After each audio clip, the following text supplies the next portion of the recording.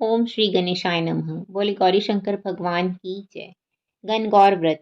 यह व्रत चैत्र शुक्ल तृतीया को किया जाता है। इस दिन सधवा स्त्रियां व्रत रखती हैं। कहा जाता है इसी दिन भगवान शंकर ने अपनी अर्धांगिनी पार्वती को तथा पार्वती ने तमाम स्त्रियों को सौभाग्य वर दिया था।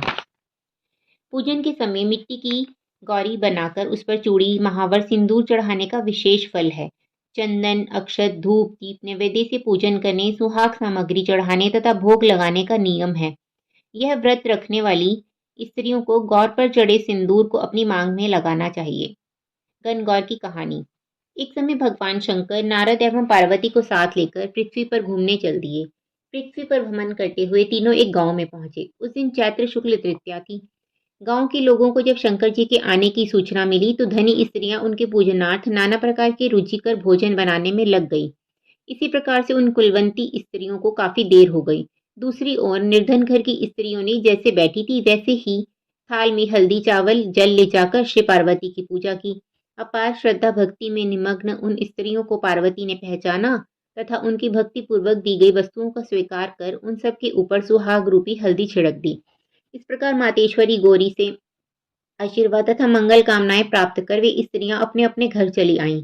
तत्पश्चात कुलवंती स्त्रियां 16 श्रृंगार, 56 प्रकार के व्यंजन सोने के थाल में सजाकर लाईं।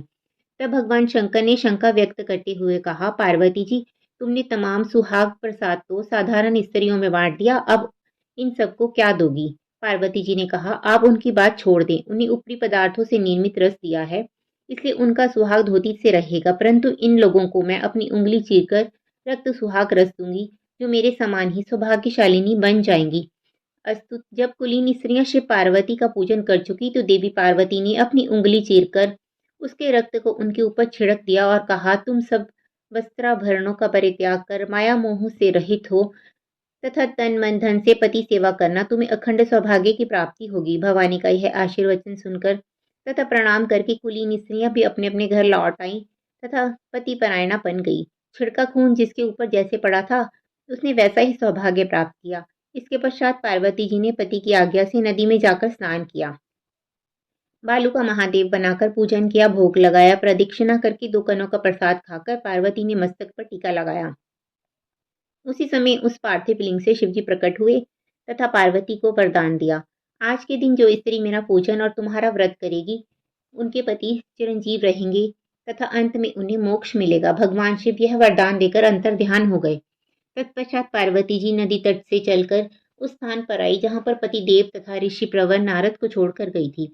शिव ने विलंब का कारण पूछा तो इस पर पार्वती ने उत्तर दिया, मेरे भाई भावच नदी के किनारे मिल गए थे, उन्होंने मुझसे दूध भात खाने और ठहरने का आज्ञा किया, इसी कारण से मुझे आने में देर लग गई। ऐसा सुनकर अंतर्यामी भगवान शंकर स्वयं दूध भात खाने के लिए चल दिए। पार्वती जी ने जब समझा कि ढोल की पोल खुल जाएगी तो अधीर होकर पति से प्रार्थना करती हुई शंकर जी के पीछे पीछे चली। पार्वती ने जब नदी की ओर देखा तो पाया कि एक सुंदर माया का महल बना हुआ है, उसमें शिव जी के साले तथा सलहज विद्यमान थे।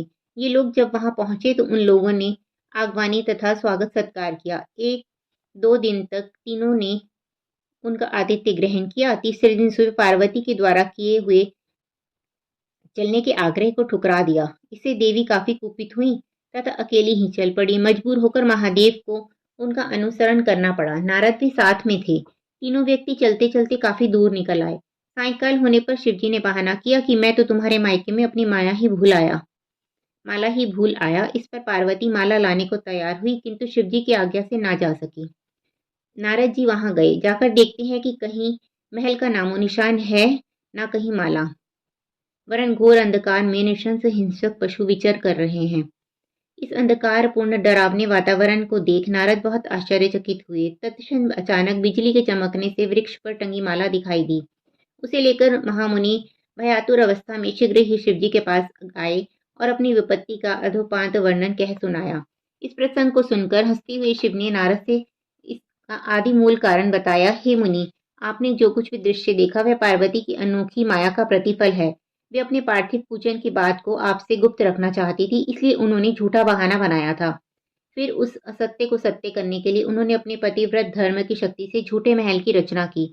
अपितु सच्चाई को उभारने के लिए ही मैंने माला लाने के लिए तुम्हें दोबारा उस स्थान पर भेजा था। ऐसा जानकर महर्षि नारद ने माता पार्वती के पतिव्रत प्रभाव से उत्पन्न घटना की मुक्त कंठ से प्रशंसा की।